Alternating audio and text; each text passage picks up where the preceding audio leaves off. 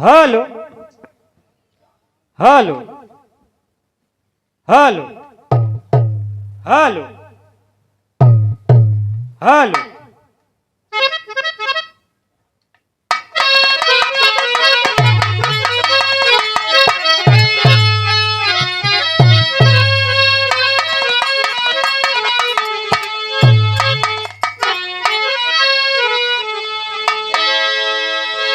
अरे भैया, सबसे पहले पराहित के पावन सरजमी के बहुत बहुत प्रणाम बा। आज यहाँ धरती पे आप सबका दर्शन मिला। जैसा कि आप लोग सुने, यह कार्यक्रम 17 सितंबर को स्थगित कर पुनः आज का दिन चुना गया। आप सब भैया बाबू के बहुत बहुत स्वागत बा। और हमारे मंच पर आज शहीदी धरती गाजीपुर से चलकर आई आप खुशी यादव जी और पूरी पार्टी का हमारे सिराजे हिंद जनपद जौनपुर की धरती पर बहुत बहुत वंदन अभिनंदन स्वागत है। पहली मुलाकात बा, बहुत बहुत वंदन अभिनंदन बा। और मैं धन्यवाद देना चाहूंगा इस बिरहा कमेटी का, पराहित की जनता का। आपने इस मंच के लिए अपने इस बेटे को दोबारा चुना, अपने इस बेटे को लायक समझा कि आपका यह बेटा या आपका भाई दोबारा इस मंच के काबिल है। आप लोगों का तहे दिल से शुक्रगुजार हूं। एक स्वर में सब भैया बाबू जे भी दूर दराज तक आवाज जात बा, तमाम बिरहा प्रेमी, हमारे यूट्यूबर साथी पप्पू भैया, विजय, संतोष भैया, कैलाश नाथ जाबाद जौनपुरी, तमाम हमारे भाई लोग आए हैं। गायक उजाला प्रसाद यादव, दिलीप टैलेंटेड चैनल, आप सब भैया बाबू के बहुत बहुत नमस्ते प्रणाम बा। सकल पंच के प्रणाम बा। समय देर भी हनाते स्वर का अंदाज दे क्या मास्टर साहब।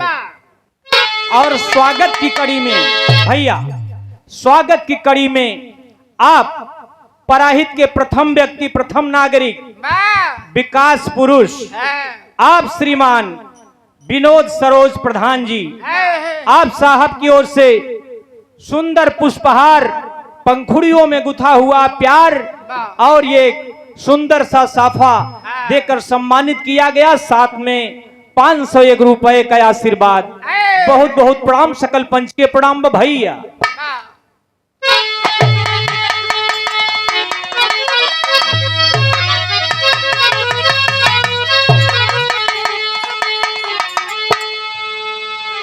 हाय मोरे रामा, मोरे राम, हे भोले जोगिया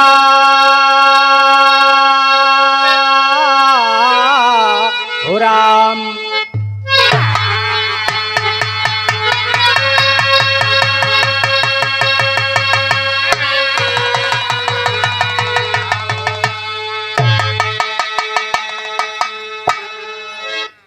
ये श्रीमान हरिलाल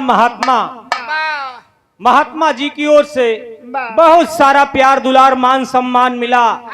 शरण में प्रणाम करते हुए सकल पंच का एक स्वर में प्रणाम बा भैया। सतगुरु स्वामी दीन बंधु जी, अब महिमा यगमय अपार,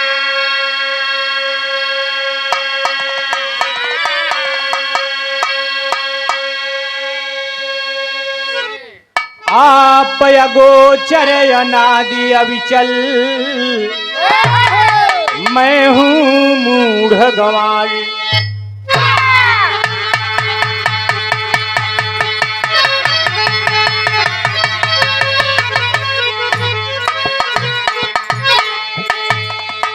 मैं हूँ मूढ़ गंवारी सारी दे हे मई हरवाली।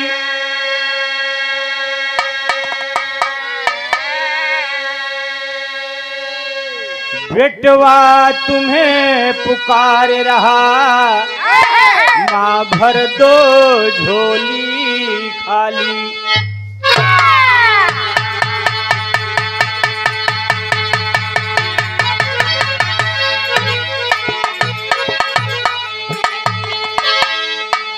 लाली लाल की माँ रखो, अब नाव फंसी मझधार।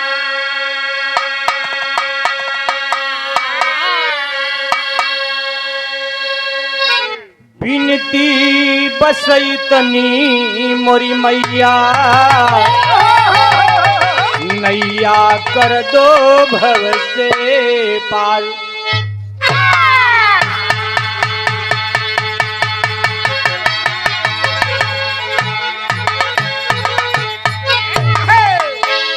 तो बैठ पर्वतों के शीश पर, अरे बैठ पर्वतों के शीश पर, पुकार सुन ले माँ सरस्वती।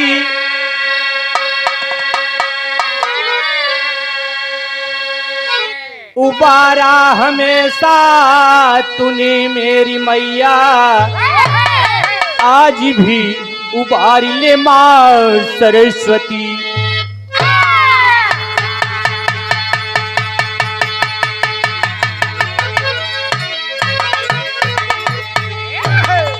तो गिरीशम गणेशम गले नीलवर्णम, गवेन्द्राधिरूढ़ं गणातीतरूपम्, भवं भास्वरं भस्म नाभूषितांगम, भवानी कलत्रं भजे पंचवक्त्रम्।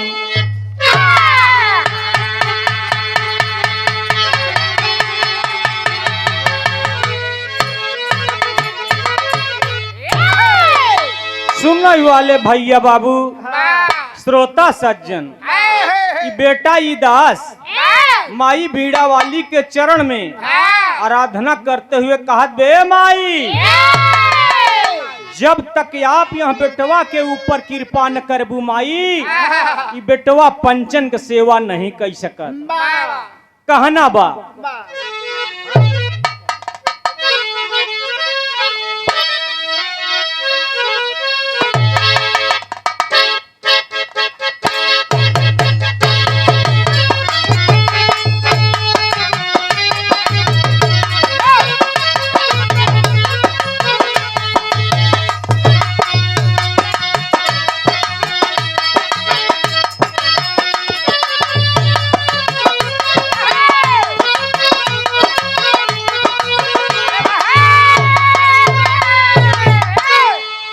माई ए माँ, बेटा पुकारत ब माई कैसे?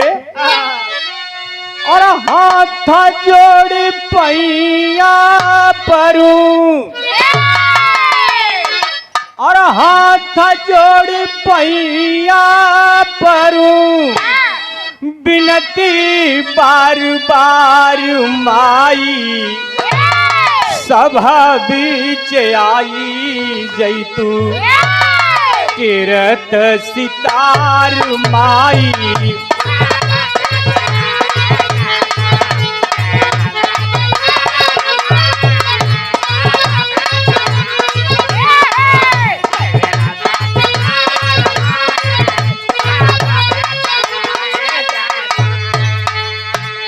माँ, ना अमृतलाल कुछ जानता है माँ, ना खुशी जानती है। गीत गवाने वाली, समाज में सम्मान दिलाने वाली माँ तुम हो। यही लिए बेटा कहत बा, अरे हाथ जोड़ी पैया परूं, अरे हाथ जोड़ी पैया परूं, बिनती बार बार माई, सभा बीच आई जैतू, तीरथ सितार माई।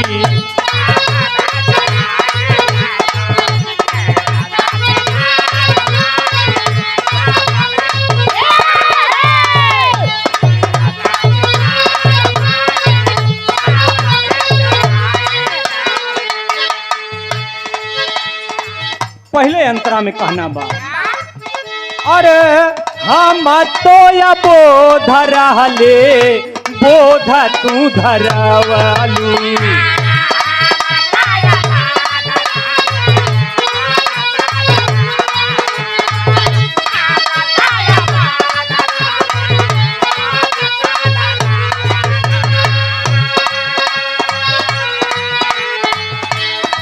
बचपन से राजता का तो हाई गवाली।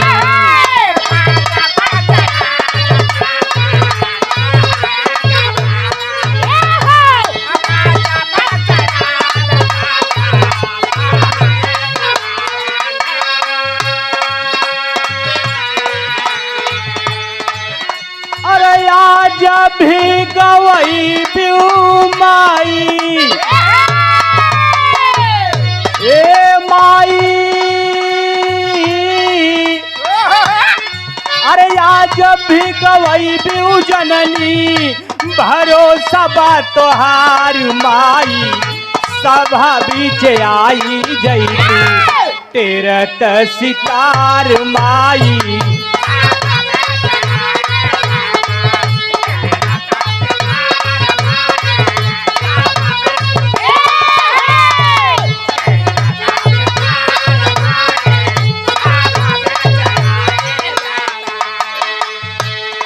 माँ ये बबुरा की पावन सरजमी से आप कमेटी मेंबर बड़े भैया श्रीमान सत्यनारायण बिंद, आप भैया की ओर से 101 रुपए से सम्मान हुआ। बहुत बहुत नमस्ते प्रणाम, सकल पंच के प्रणाम बा। सेट होत रहा है, चलत रहा है भैया। माँ आपने अपने इस बेटे को बचपन से बोलने के काबिल बनाया। माँ दूसरे अंतर में कहना बा।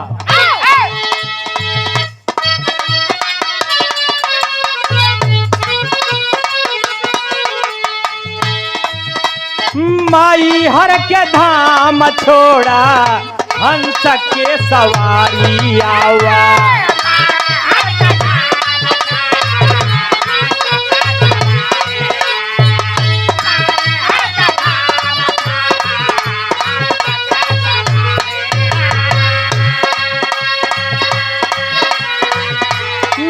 बेटवा पुकारई तोहके सुनी के गोहारी आवा।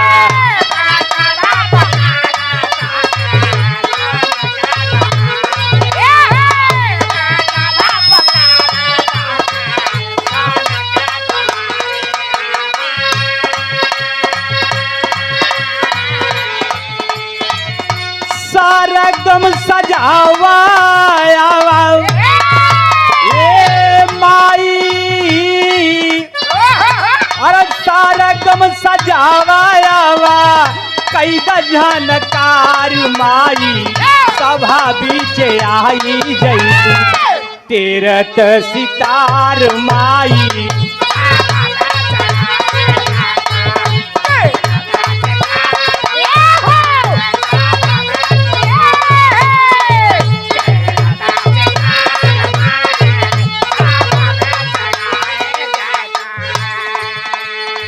माँ आपके महिमा या परम्पार महतारी आगम हो माई। अपने बेटा के ऊपर कृपा करू जरूर कह दी माई। तीसरे अंतरा में कहना बसाहब।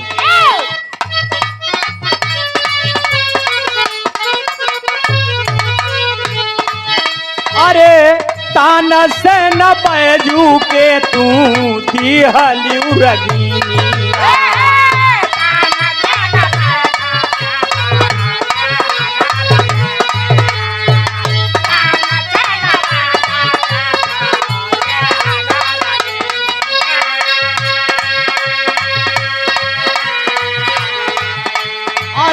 मूढ़ कालिदास के बनावलियू ज्ञानिया।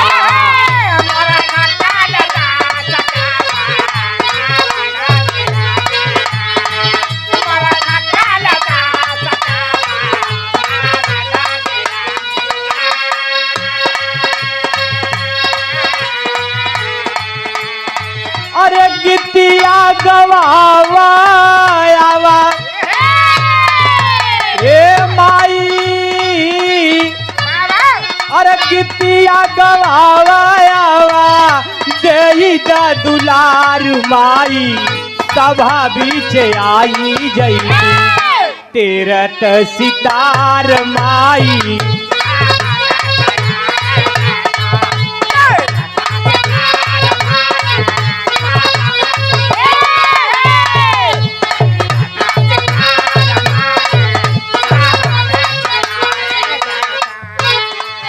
भैया माँ की वंदना है, माँ के ऋण से तो कोई ऋण हो ही नहीं सकता। यह नाते वंदना जितनी भी कर कम ही है। यह नाते दास आखिरी में कहत बा समय के देखते हुए साहब।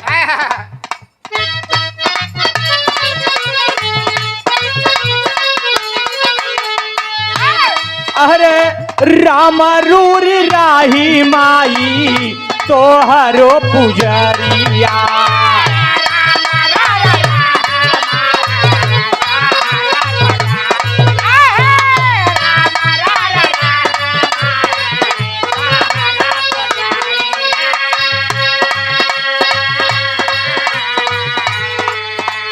भूल न यादव स्वर्गवा के धाइले डगरिया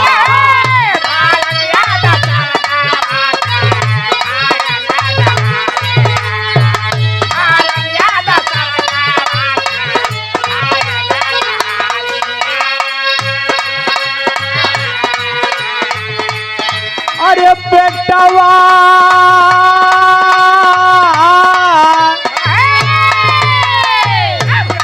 अरे बेटवा भाई अमृत लाल अरे बेटवा भाई अमृत लाल शुक्ला गुरु आधार माई सभा बीच आई जैतू तीरथ सितार माई सभा बीच आई जैतू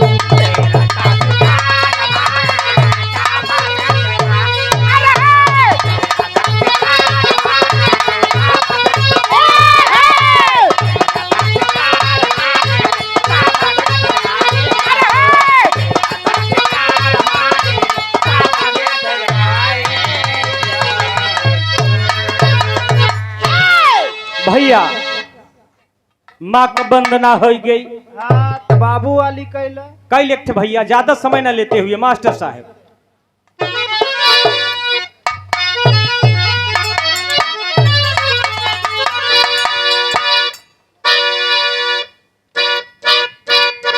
भैया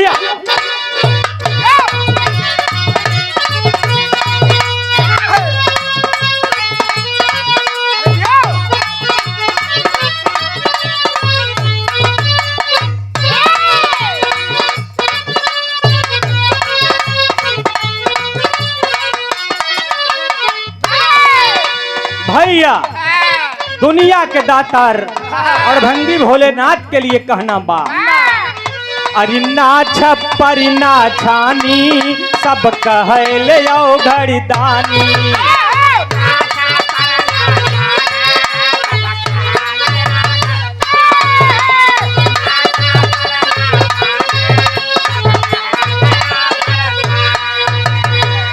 अरे ना धोती ना कुर्ता सिर पे गंगा महारानी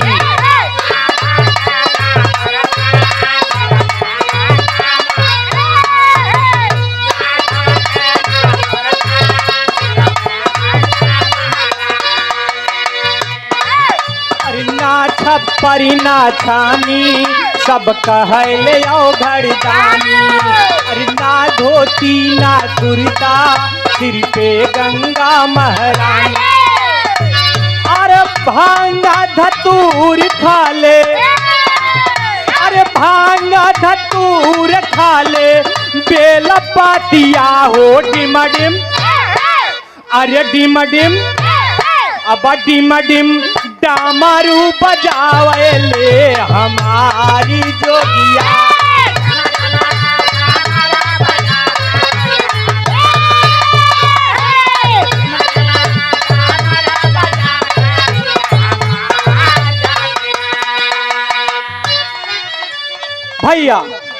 आपके बीच में हमारे बड़े ही शुभचिंतक परम हितैषी आप श्रीमान अमृतलाल यादव दाढ़ी भैया पराहित की पावन सरजमी से 101 रुपए से सम्मान किया। बहुत बहुत नमस्ते प्रणाम, सकल पंच के प्रणाम बा भैया। 501 रुपए से सम्मान किए, बहुत बहुत प्रणाम बा, सकल पंच के प्रणाम बा भैया। एक झटका और मारा, समय कम लेग लोकगीत गाय देग बा।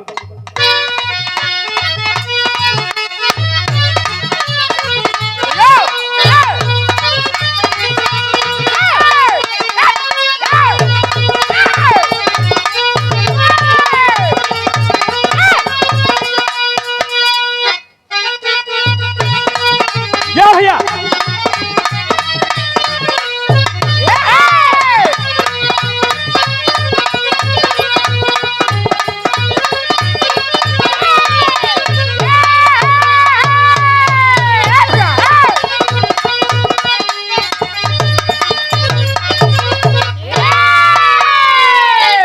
भैया भाव को देखते हुए, वंदना के भाव पे आप पराहित के प्रथम व्यक्ति, बड़े ही शुभचिंतक, बड़े ही मिलनसार, आप पराहित के ग्राम प्रधान आदरणीय विनोद सरोज प्रधान जी, आप साहब की ओर से 251 रुपए से सम्मान हुआ। बहुत बहुत नमस्ते प्रणाम, सकल पंच के प्रणाम बा भैया। बाबू समय न लेते हुए पहले एक छोटा से लोकगीत के बाद खुशी यादव के बारी बा, करे बाद फिर से बिरहा की शुरुआत हो जाए भैया।